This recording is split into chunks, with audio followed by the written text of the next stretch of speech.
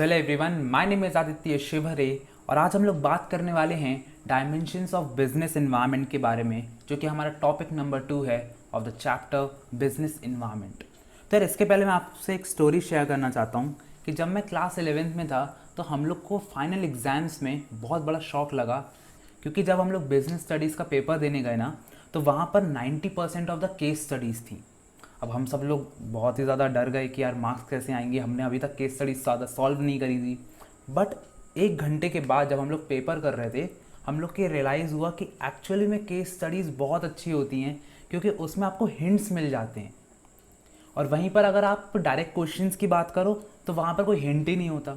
अब आपको बोल दिया व्हाट इज़ बिजनेस डायमेंशन, अब आप सोचते रहो, वो आपकी मेमोरी को चेक करेगा। बट जैसे ही केस स्टडीज़ में आप जाओगे आपको हिंट मिल जाएंगे, तो आप उस हिंट्स को आइडेंटिफाई करके अपने ब्रेन का यूज़ करके आप बहुत अच्छे से केस स्टडीज़ को सॉल्व कर सकते हो। तो बहुत अच्छा रहता है केस स्टडीज़ का। तो आज हम एक नई स्ट्रैटेजी का यूज़ करेंगे अपनी वीडियो में, जिसका नाम है TRS, यानी कि टॉपिक्स इन डेप्थ में पढ़ना, रियल लाइफ एग्जाम्पल्स का यूज़ करना, और फिर केस स्टडीज़ हम इस वीडियो में ही सॉल्व करेंगे ताकि आपको कहीं और जाना ही ना पड़े और टॉपिक्स की क्लियरेंस बहुत अच्छी आ जाए। तो चलो यार जल्दी से वीडियो स्टार्ट करते हैं। अब जो हमारा फर्स्ट पॉइंट आ जाता है that is major components of general environment. तो जनरल एनवायरनमेंट क्या होता है, जो कि इनडायरेक्टली इन्फ्लुएंस करता है हमारे बिजनेस को, वो हमें कंट्रोल में नहीं होता, इसलिए इसको पढ़ना बहुत ज़्यादा इंपॉर्टेंट है। इसमें आता है इकोनॉमिकल एनवायरनमेंट, यानी कि जो भी इकोनॉमी से रिलेटेड होता है और हमारे बिजनेस को इफेक्ट करता है वो इसमें आता है। सोशल में जो कस्टम्स होते हैं, ट्रेडिशंस होते हैं, लोगों का टेस्ट एंड प्रेफरेंस, ये सब सोशल में आता है। पॉलिटिकल, यानी कि हमारी जो गवर्नमेंट होती है वो भी बहुत सारे ऐसे डिसीजंस ले लेती है, जैसे कि लॉकडाउन लगा देना, तो हमारा बिजनेस इफेक्ट हो जाते हैं। ठीक है, तो ये भी बहुत ज़्यादा मैटर करता है। लीगल, यानी कि हमारे लॉज, रूल्स एंड रेगुलेशंस, ये सब बहुत ज़्यादा इंपॉर्टेंट है। अगर सुप्रीम कोर्ट ने कुछ कह दिया तो फिर उसको ऑब्वियसली पूरा करना पड़ेगा। उसके बाद फिर हो जाता है हमारा टेक्नोलॉजिकल इन्वायरमेंट, यानी कि जो हमारी टेक्नोलॉजी है वो भी एक मेजर रोल प्ले करती है, क्योंकि अगर टेक्नोलॉजी अच्छी नहीं होगी तो आप अच्छे से काम नहीं कर पाओगे, आप एफिशिएंट नहीं बन पाओगे। ठीक है, आगे बढ़ते हैं। तो सबसे पहले आता है इकोनॉमिकल इन्वायरमेंट। क्या होता है एक्चुअली में, क्या होता है, तो बेसिकली वो हमारी इकनॉमी को बहुत अच्छे से डायरेक्टली इन्फ्लुएंस करता है। ठीक है, यानी कि हमारी जो इकनॉमी है, हमारा जो देश का पैसा है, उसको जो भी चीज़ उस पैसे को कम कर रही है या ज़्यादा कर रही है, वो सब इकोनॉमिकल इन्वायरमेंट में आएगा। इसमें सबसे पहले क्या जाता है, जीडीपी का मतलब होता है जो हमारी प्राइमरी और जो सेकेंडरी है प्लस जो टर्जरी, ये तीनों चीज़ों का जो सम होता है वो हमारी जीडीपी होता है। और इसमें जो भी चीज़ इसको इफ़ेक्ट करेगी वो इसमें आएगी। हमारी जो इनकम लेवल है, यानी कि लोगों के पास जो सैलरी आ रही है, आपके पास, आपके पापा के पास जो सैलरी आ रही है, वो भी इसी में आता है। आपका प्रॉफिट अर्निंग रेट, यानी कि आप कितना प्रॉफिट कमा रहे हो, अगर आप एक बिजनेसमैन हो तो आपका प्रॉफिट अर्निंग रेट भी इसमें ऐड अप होगा। जो भी मॉनेटरी एंड फिस्कल पॉलिसीज़ आती हैं ये सब भी इसी के अंदर आती हैं, यानी कि अगर बजट आएगा तो बजट में जो भी चीज़ें आएंगी वो इस इन्वायरमेंट के अंदर आएंगी। और इंडस्ट्रियल हो गया तो इंडस्ट्रीज़ में कुछ चेंज हो रहा है तो वो भी इसमें आएगा। तो अब मेन बात आती है कि अगर आपको एक केस स्टडी आती है तो आप कैसे समझोगे कि यार वो इकोनॉमिकल इन्वायरमेंट की केस स्टडी है या फिर उसका आंसर इकोनॉमिकल इन्वायरमेंट है। तो सबसे पहले आपको ये देखना पड़ेगा कि अगर उसमें जीडीपी में अगर इंक्रीज़ या डिक्रीज़ आ रहा है, कोई भी ऐसी सिचुएशन दी है जिसमें ये इंक्रीज़ या डिक्रीज़ हो रहा है, तो आपको डायरेक्टली इकोनॉमिकल इन्वायरमेंट लिख देना है। सेकंड आ जाता है आपका जीएसटी बिल, यानी कि अगर कोई भी जीएसटी से रिलेटेड कुछ चीज़ है तो आपको डायरेक्टली समझ जाना है। डीमोनेटाइजेशन से रिलेटेड आपका रेपो रेट हो गया, बैंक रेट, जो आपने इकोनॉमिक्स में पढ़ा था, आपका जो बैंकिंग चैप्टर है उसमें ये सब चीज़ें दी गई हैं, तो आपको वो कर देना है। ठीक है, उसके बाद आपका जो बैंक सेक्टर्स आ जाते हैं और प्लस आपकी जो मॉनेटरी पॉलिसी चेंज, अगर बैंक्स की कुछ बात की जा रही है या फिर आपकी जो पॉलिसी है कुछ चेंज हो रही है, तो आपको तुरंत समझ जाना है कि जो केस स्टडी है इसमें इसका आंसर जो है वो इकोनॉमिकल इन्वायरमेंट है। तो इन फैक्टर्स को आपको थोड़ा सा मेमोराइज़ करना है। और अगर मैं एक बेसिक चीज़ बोलूँ तो अगर पैसे से रिलेटेड कुछ भी चीज़ आती है तो इकोनॉमिकल इन्वायरमेंट के अंदर आएगी। तो चलो यार अपने आप को टेस्ट करते हैं हम। तो एक क्वेश्चन आया है, तो आपको बेसिकली क्या करना है कि इस वीडियो को पॉज कर देना है और उसके बाद इस क्वेश्चन को, इस केस स्टडी को पढ़ना है और फिर इसका आंसर मैं आपको तो बताऊंगा। ठीक है, 3, 2, 1 एंड गो। सो आपको इसका आंसर मिल गया होगा। एक बहुत इजी केस स्टडी है, तो अगर आपने इसको ध्यान से पढ़ा होगा तो आपको समझ में आया होगा कि जो एक ऑर्गेनिक फूड मार्केट है जो कि 25 to 30% ग्रो हो चुका है और उसको पता लग गया है कि कस्टमर के टेस्ट और प्रेफरेंसेस क्या हैं। तो तो ये बहुत सारे फैक्टर्स पे डिपेंड करता है इनकी ग्रोथ, जैसे कि हमारा हेल्थ कॉन्शियसनेस, लाइफस्टाइल चेंज हो गया था, इंक्रीज इन डिस्पोजेबल इनकम और growth availability of food products. तो ऐसे करके इन्हें कुछ फैक्टर्स बताए गए हैं। तो हमारा इकोनॉमिकल इन्वायरमेंट का पॉइंट यहाँ पर क्या है, बहुत ही सिंपली हमको पता चल रहा है कि ये जो है इंक्रीज इन डिस्पोजेबल इनकम का पॉइंट है। तो जहाँ पर भी इनकम इंक्रीज हो रही है वहाँ पर इकोनॉमिकल इन्वायरमेंट होगा। चलो आगे बढ़ते हैं, एक और क्वेश्चन करते हैं इसका। अब आता है कि after winning the election prime minister Narendra Modi, so 3, 2, 1। So अब आपको इसका भी बहुत अच्छे से आंसर मिल गया होगा और अब आपकी अंडरस्टैंडिंग क्लियर हो गई होगी कि आपको कैसे देखना है उन फैक्टर्स को जो कि केस स्टडीज़ में मिलते हैं। तो अगर इसका मैं आंसर दूं तो बहुत ही आसान है। इसका है answer, a new service tax was also started for स्वच्छ भारत अभियान। तो ये बेसिकली ये जो दो चीज़ें थी, एक न्यू सर्विस टैक्स लॉन्च किया गया है जो कि टैक्स से रिलेटेड थी, हमारी इकनॉमी से रिलेटेड है, हमारी इकनॉमी को इफेक्ट कर रही है। तो ये जो लाइन है ये हमको बताती है कि इकनॉमी से रिलेटेड है। ठीक है, चलो आगे बढ़ते हैं। आगे बढ़ने पर हमारा पॉइंट आ जाता है सोशल इन्वायरमेंट। तो सोशल इन्वायरमेंट बेसिकली क्या होता है, जिसमें सारे कस्टम्स और ट्रेडिशंस आते हैं हमारे बिजनेस में, यानी कि हमारा बिजनेस जहाँ पर होता है वहाँ पर जो लोग रह रहे हैं वो कैसे हैं, किस टाइप के हैं, उनका क्या टेस्ट एंड प्रेफरेंस है, ये बहुत ज़्यादा मैटर करता है। और फॉर एग्जांपल आप एक गांव में जाकर मर्सिडीज़ को बेचने लगो तो क्या वो लोग खरीदेंगे? बिल्कुल नहीं खरीदेंगे। उसका रीज़न ये है कि वहाँ पर जो लोग हैं उनके सबसे पहले तो इनकम उतनी नहीं है, प्लस उनका भी उतना टेस्ट एंड प्रेफरेंस नहीं गया है। हाँ, वहाँ पर जाकर अगर आप ट्रैक्टर बेचोगे तो वहाँ पर बहुत ज़्यादा उनको काम आएगा। तो उनकी नीड के अकॉर्डिंग हमको समझना पड़ेगा कि उनका क्या प्रेफरेंस होता है। ठीक है, अब यहाँ पर इंक्लूड हो जाता है हमारा standard of living, taste of preferences, education. तो इनसे अगर कोई भी रिलेटेड चीज़ आती है तो आपको केस स्टडी में वो लिख देना है। स्टैंडर्ड ऑफ लिविंग मतलब उनका क्या स्टैंडर्ड है, टेस्ट एंड प्रेफरेंस मतलब उनकी पसंद, और एजुकेशन का मतलब उनके पास जो भी एजुकेशन है, शिक्षा है उनके पास, उसको आपको समझना पड़ेगा। तो अब जैसे कि अगर आपकी जो केस स्टडी है उसमें अगर कहीं भी फेस्टिवल्स के बारे में बताया गया है, ट्रेडिशंस के बारे में बताया गया है, तो आपको तुरंत समझ जाना है कि सोशल इन्वायरमेंट में आएगा। आपकी इक्वालिटी, क्लास, जेंडर, यानी कि लोगों से रिलेटेड अगर कोई बात हो रही है, उनके जेंडर से रिलेटेड, उनकी कास्ट से रिलेटेड, तो आपको समझ जाना है कि हाँ सोशल के बारे में है, क्योंकि सोशल वर्ड का मतलब ही होता है सोसाइटी से रिलेटेड। उसके बाद आएगा आपका एजुकेशन एंड हेल्थ, और लास्ट में जाता है हमारा पॉपुलेशन। तो बेसिकली आपको समझ में आ गया होगा कि अगर लोगों से रिलेटेड है तो आपको सोशल इन्वायरमेंट डायरेक्टली लिख देना है। आगे बढ़ते हैं तो हमारी केस स्टडी आ जाती है। तो इस केस स्टडी को आप पढ़ो, वीडियो को पॉज करो और फिर आंसर मैं बताऊंगा। 3, 2, 1 एंड गो। तो अब आप लोग को एक्चुअल में समझना पड़ेगा कि यहाँ पर लोगों के बारे में, सोसाइटी के बारे में कहाँ बात की जा रही है। यहाँ पर सिर्फ और सिर्फ सोसाइटी के बारे में कहाँ बात की जा रही है। तो अगर हम ध्यान से देखेंगे तो हमारा जो पॉइंट नंबर 1 है वहाँ पर सोसाइटी के बारे में बात की जा रही है, क्वालिटी ऑफ लाइफ के बारे में बात की जा रही है। तो सिमिलरली वो सोशल इन्वायरमेंट में आ गया। अगर आप थर्ड आपका पॉइंट देखोगे तो वहाँ पर इनकम की बात की जा रही है, यानी कि हम तुरंत समझ जाएंगे कि अच्छा ये इकोनॉमिकल इन्वायरमेंट का पॉइंट है। ठीक है, आगे बढ़ते हैं। फिर से आप वीडियो को पॉज कर लो। सो 3, 2, 1 एंड गो। तो बेसिकली यहाँ पर जो सेकंड पॉइंट है कि people are becoming more aware about the health and fitness. तो जैसे कि हमने कवर किया था कि अगर हेल्थ या फिर एजुकेशन के बारे में बात की जा रही है तो आपको तुरंत ही समझ जाना है कि ये जो है हमारा सोशल इन्वायरमेंट है। ठीक है, तो ये हमारा पॉइंट ये भी क्लियर हो चुका है। तो चलो अब आगे बढ़ते हैं हमारे नेक्स्ट पॉइंट पे, that is political environment. Political environment बहुत ईजी है कि हमारी जो गवर्नमेंट होती है उससे रिलेटेड अगर कुछ भी होता है तो हम डायरेक्टली बोल देंगे भैया ये पॉलिटिकल इन्वायरमेंट में आता है, यानी कि गवर्नमेंट अफेयर से रिलेटेड जो भी चीज़ें होंगी। तो यहाँ पर क्या जाता है कि कौन से टाइप ऑफ गवर्नमेंट है, गवर्नमेंट का एटीट्यूड क्या है टूवर्ड्स द सोसाइटी। तो अगर ऐसा केस स्टडी में आ रहा है कि ये गवर्नमेंट सोसाइटी के लिए कुछ कर रही है तो आपको डायरेक्टली उसको लिख देना है। ठीक है, कि यहाँ पर पॉलिटिकल इन्वायरमेंट में आता है। Changes made by the government, changes जो मेड कर रही है गवर्नमेंट, जैसे कि अभी लॉकडाउन लगा दिया था बहुत ज़्यादा, तो हमारे यहाँ पर ऐसे चेंजेस करती रहती है गवर्नमेंट, बिजनेसेस को घाटे हो जाते हैं। ठीक है, तो इकनॉमी में भी बहुत ज़्यादा चेंज आ जाता है, यानी कि इसका कीवर्ड क्या हुआ, गवर्नमेंट। तो आपको क्या करना है, अगर policies made by the government लिखा हुआ कोई भी पॉलिसी बनाई है आप तुरंत समझ जाओ गवर्नमेंट का इंटरवेंशन हो रहा है, कहीं पर भी गवर्नमेंट के बारे में कुछ भी बताया जा रहा है।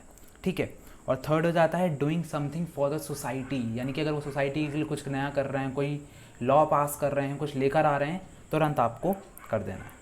तो चलो अब बढ़ते हैं आगे हमारी केस स्टडी की तरफ। तो आप जल्दी से इसको पॉज करके ये पढ़ो, आपको समझ में आएगा कि ये पहले ही केस स्टडी हम कर चुके हैं अभी, लेकिन अभी आपको और क्लैरिटी आएगी इससे, ठीक है। तो इसमें प्रधानमंत्री नरेंद्र मोदी जी ने एक कैंपेन लॉन्च किया है और जहाँ पर बहुत सारे सेलिब्रिटीज़ उसके पार्ट थे और यहाँ पर बहुत सारे लोगों ने अवेयरनेस भी फैलाई है और यहाँ पर एक न्यू सर्विस टैक्स भी लॉन्च हुआ है, यानी कि स्टार्ट हुआ है। बेसिकली यहाँ पर एक टेक्नोलॉजी भी अडॉप्ट की गई है। तो यहाँ पर 3-4 एक्चुअली डायमेंशंस दिए गए हैं।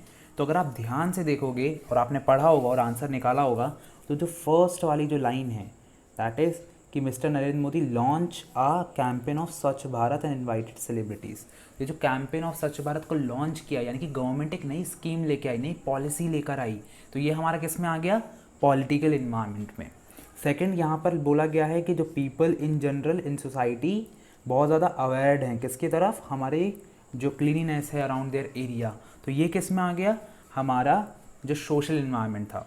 और जैसा कि हम पहले भी देख चुके थे, हमारा जो ये न्यू टैक्स था ये तो भैया पहले से ही स्वच्छ भारत में आ चुका था, ठीक है। तो ऐसे करके हमको एक केस स्टडी में पूरे डायमेंशंस भी दिए हो सकते हैं, तो आपको हर एक लाइन को बहुत अच्छे से रीड करना है, ठीक है।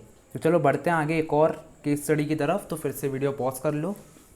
तो इसका आंसर मैं बताता हूँ, दैट इज़ कि यहाँ पर बात की गई है कि फॉरेन कंपनीज़ जो हैं वो बहुत ज़्यादा डिफ़िकल्ट है उनके लिए, क्योंकि यहाँ पर बहुत ज़्यादा ब्यूरोक्रेटिक और रेड टैपिज्म है, यानी कि एक तरीके से करप्शन बहुत ज़्यादा है गवर्नमेंट ऑफिस में, तो इससे वो इन्वेस्ट नहीं कर रहे हैं इंडिया में। तो यहाँ पर कौन सा जो है फैक्टर आता है इन्वायरमेंट का, तो अगर आप ध्यान से अगर आपने सुना तो अगर आपको याद होगा मैंने बोला था कि अगर कहीं पर भी गवर्नमेंट से रिलेटेड कोई इंसान का वर्ड यूज़ हुआ है तो आपको डायरेक्टली समझ जाना है कि ये पॉलिटिकल इन्वायरमेंट से रिलेटेड है। तो अगर आप ध्यान से देखोगे यहाँ पर गवर्नमेंट की बात की जा रही है कि वहाँ पर बहुत ज़्यादा करप्शन है, तो अब डायरेक्टली हमें समझ में आ गया कि ये पॉलिटिकल इन्वायरमेंट से रिलेटेड है। देखो इन केस स्टडीज़ का ये फ़ायदा है कि जब आप तुरंत पढ़ रहे हो तो आपको तुरंत समझ में आ रहा है कि आपकी स्ट्रैटेजी क्या होगी आपके एग्जामिनेशन पॉइंट ऑफ व्यू में। तो एग्ज़ाम में आपको डायरेक्टली जाकर उन वर्ड्स को सर्च करना है जो कि अभी मैं आपको बता रहा हूँ, तो आपको तुरंत जल्दी समझ में आ जाएगा कि ये किस पर बेस्ड है, यहाँ पर कौन सा डायमेंशन होगा, ठीक है। चलो आगे बढ़ते हैं। आगे बढ़ते हैं तो आ जाता है लीगल इन्वायरमेंट। तो लीगल इन्वायरमेंट बेसिकली क्या होता है कि यहाँ पर बहुत सारे जो बिजनेसेस होते हैं उनको कुछ रूल्स एंड रेगुलेशंस फॉलो करना पड़ता है जो कि गवर्नमेंट ने बनाए हैं, प्लस जो कि हमारे कॉन्स्टिट्यूशन में लिखे हैं। पर आप मेरे से क्वेश्चन पूछोगे कि यार आपने पॉलिटिकल में बोला था कुछ पॉलिसीज़ बनाई थी गवर्नमेंट ने, अब यहाँ पर आप बोल रहे हो कुछ रूल्स एंड रेगुलेशंस, तो ये तो सेम ही हुए ना। नहीं, देखो पॉलिसी और रूल्स एंड रेगुलेशन में डिफरेंस होता है। पॉलिसी मतलब कि एक पॉलिसी आई कि सबको वैक्सीन लगवाना है, that is a policy. But rule क्या हो गया कि आपको घर से बाहर नहीं निकलना है, ये एक रूल एंड रेगुलेशन हो गया। समझ में आ रहा है? तो आपको डिफरेंस समझना है पॉलिसी और इसमें। आपका जो स्वच्छ भारत अभियान था दैट वाज अ पॉलिसी, पर अभी जो कोरोना वायरस के लिए जो भी चीज़ें आई हैं, गाइडलाइंस आ रही हैं, वो रूल्स और रेगुलेशंस हैं। तो rules and regulations legal environment में, पॉलिसीज़ जो गवर्नमेंट इंट्रोड्यूस कर रही है वो आ जाएगा पॉलिटिकल इन्वायरमेंट में, ठीक है। तो यहाँ पर क्या हो गया, लॉज एंड लेजिस्लेटिव एक्ट्स जो हैं वो आ जाते हैं, हमारा एडमिनिस्ट्रेटिव ऑर्डर हो गया, कोर्ट के कुछ जजमेंट्स हो गए, वो सब इसमें आ जाता है। तो अब आप आराम से समझ सकते हो कि जहाँ पर भी कोर्ट की, अगर सुप्रीम कोर्ट का नाम लिया जाए या फिर किसी भी कोर्ट का या फिर लॉज की बात की जाए तो वहाँ पर लीगल इन्वायरमेंट लिख देना है। अब यहाँ पर यार मैंने एक चीज़ नोटिस करी कि यहाँ पर कुछ ना ये दिए गए थे कि कंपनीज एक्ट कब हुआ, इंडस्ट्रियल एक्ट कब हुआ, तो ये आप एक बार इसका स्क्रीनशॉट लेके रख लो ताकि आपको ये याद रहे कि कब हुआ था। ये 1 मार्क्स में पूछा जा सकता है MCQ में, ठीक है। चलो हम अपनी केस स्टडीज़ की तरफ चलते हैं। केस स्टडी में क्या आया है ज़रा जल्दी से पढ़ लो। तो होप आपको एक केस स्टडी अच्छे से समझ में आ गई होगी। चलो इसके आंसर की तरफ चलते हैं। तो इसमें कंपनी है जो कि बहुत सारा वेस्ट मटेरियल रिवर्स में डाल रही है, डंप कर रही है, तो उसके ऊपर जो कोर्ट है उसने एक ऑर्डर लगा दिया गया है। तो हमको समझ में कैसे आएगा, देखो सबसे पहली बात है यहाँ पर एक लाइन दी गई है that it has dumped untreated poisonous waste on the river banks which has created many health problems for the people. अगर आप ध्यान से इस लाइन को देखोगे तो ये बात कर रही है लोगों की। तो जहाँ पर भी लोगों की बात की जा रही है वहाँ पर आ जाएगा हमारा सोशल इन्वायरमेंट, ठीक है, क्योंकि यहाँ पर लोगों की बात की जा रही है। अब अगर हम इसी की बात की लाइन पढ़ेंगे तो वो दिया गया है कि जो कोर्ट है उसने एक ऑर्डर पास किया है to seal the manufacturing unit of the company. इससे हमको क्या समझ में आता है कि ये जो है ये एक लीगल इन्वायरमेंट का डायमेंशन यहाँ बताया गया क्योंकि कोर्ट की बात की गई है। ठीक है, तो आपको ऐसे करके समझना पड़ेगा। ओके, आगे बढ़ते हैं तो बहुत छोटा सा क्वेश्चन है that which component of business environment requires the advertisements of baby food must necessary inform that potential why that mother's milk is best. तो यहाँ पर जो एडवर्टाइजर्स होते हैं, जो कि हम अपनी जो भी प्रोडक्ट खरीदते हैं उसमें एक डिस्क्रिप्शन लिखा होता है बहुत सारा, जो कि हम कभी नहीं पढ़ते हैं। तो ये हमारे कंज्यूमर प्रोटेक्शन एक्ट में आता है, राइट टू इन्फॉर्मेशन, इसलिए ये बताया जाता है। तो ये बहुत ही एक इनडायरेक्टली था, यहाँ पर कोई वर्ड यूज़ नहीं किया गया, लेकिन यहाँ पर पूछा गया है कि कौन सा कॉम्पोनेंट है। तो अगर आप ध्यान से देखोगे तो ये लीगल इन्वायरमेंट में आएगा। क्यों आएगा? इसका रीज़न ये है कि यहाँ पर बात की गई है एक रूल्स एंड रेगुलेशंस की, अगर इनडायरेक्टली बात की गई है रूल्स एंड रेगुलेशंस की। ठीक है, तो आगे बढ़ते हैं। तो आ जाता है हमारा last point, that is technological environment, जिसमें वो सारी चीज़ें आ जाती हैं, वो सारे साइंटिफिक इम्प्रूवमेंट्स, इनोवेशंस, हमारे जो भी टेक्नोलॉजिकल चेंज हो रहा है वो सारी चीज़ें टेक्नोलॉजिकल इन्वायरमेंट में आती है। तो अब जैसे कि अगर आप देखोगे कि जो ऑनलाइन क्लासेस हैं वो आपके कंप्यूटर पे हो रही हैं, तो आप उसको बहुत अच्छे से कर सकते हो, आप यूट्यूब देख सकते हो, आप सब चीज़ें चला सकते हो, पर जिनके पास स्मार्टफोन नहीं है वो कुछ नहीं कर सकते। ठीक है, तो यहाँ पर एक बहुत बड़ा एक चैलेंज आता है। तो क्लास 12th में हम सबके पास टेक्नोलॉजी है, बहुत अच्छी टेक्नोलॉजी है, जिसके कारण हम अपने आप को ग्रो कर रहे हैं। बट कुछ लोग होते हैं जिसकी स्मॉल बिजनेसेस होते हैं, उनके पास उतनी अच्छी टेक्नोलॉजी नहीं होती है, जिसके कारण वही जो बड़ी बड़ी MNCs हैं इनके सामने कॉम्पीट नहीं कर पाती। इसलिए कभी कभी कहा जाता है कि जो स्मॉल बिजनेसेस हैं उसको सपोर्ट करना चाहिए। चलो ठीक है, तो अगर हमारी केस स्टडीज़ आ जाती हैं तो उसमें आपको सिंपली देखना है कि कुछ टेक्नोलॉजी से रिलेटेड वर्ड तो नहीं आ रहा। अब इसके कंप्यूटर कंपोनेंट्स हैं, तो अगर कीबोर्ड, माउस, रैम, रोम इन सब की बात की जा रही है तो आपको डायरेक्टली वो लिख देना है। अगर आपके पास ऑनलाइन बिजनेस की बात की जा रही है, इनोवेशन की बात की जा रही है, आपका ओल्ड टू न्यू टेक, अगर ऐसा बोला जा रहा है कि पहले ये ओल्ड मशीनरी यूज़ कर रहे थे, अब एक एडवांस मशीनरी यूज़ कर रहे हैं, तो आपको तुरंत समझ जाना है कि अच्छा ये टेक्नोलॉजिकल इन्वायरमेंट में आता है। आपका डेवलपमेंट ऑफ IT सेक्टर, यानी कि अगर IT सेक्टर का कोई डेवलपमेंट हो रहा है, कहीं पर न्यू कंपनी खड़ी कर रहे हैं, तो आप समझ जाना कि अच्छा हाँ ठीक है ये इसमें आता है। तो चलो जल्दी से इसकी केस स्टडी सॉल्व कर लेते हैं। वीडियो को पॉज कर दो जल्दी से। तो बेसिकली हमको बताना है कि कौन सा बिजनेस डायमेंशन होगा। हम डायरेक्टली समझ सकते हैं यहाँ पर उस फैक्टर से, कौन सा फैक्टर? इनोवेशन। यहाँ पर इनोवेशन की बात की जा रही है। तो बेसिकली ये जो एक लाइन है यहाँ पर कि इनने एक अच्छा एफिशिएंट बल्ब को प्रोड्यूस किया है, ठीक है। तो ये जो लाइन है बेसिकली आपको बताएगी कि ये इनोवेशन से रिलेटेड है और ये टेक्नोलॉजिकल इन्वायरमेंट में आएगा। तब हम फाइनली हमारी लास्ट केस स्टडी पे पहुंच चुके हैं, जो कि थोड़ी सी बड़ी है, क्योंकि लास्ट में अगर थोड़ा सा ज़्यादा पढ़ोगे तो अच्छा रहेगा। ठीक है, चलो जल्दी से पढ़ो इसको। सो 3, 2, 1 एंड गो। तो अगर आपने इस केस स्टडी को पढ़ा होगा तो आपको समझ में आया होगा कि एक राइस फूड की कंपनी है जिनके बहुत ज़्यादा प्रॉफिट्स गिर रहे थे। तो इनने कुछ रीजंस को निकाला है और उन रीजंस में ही हमारे आंसर छुपे हुए हैं।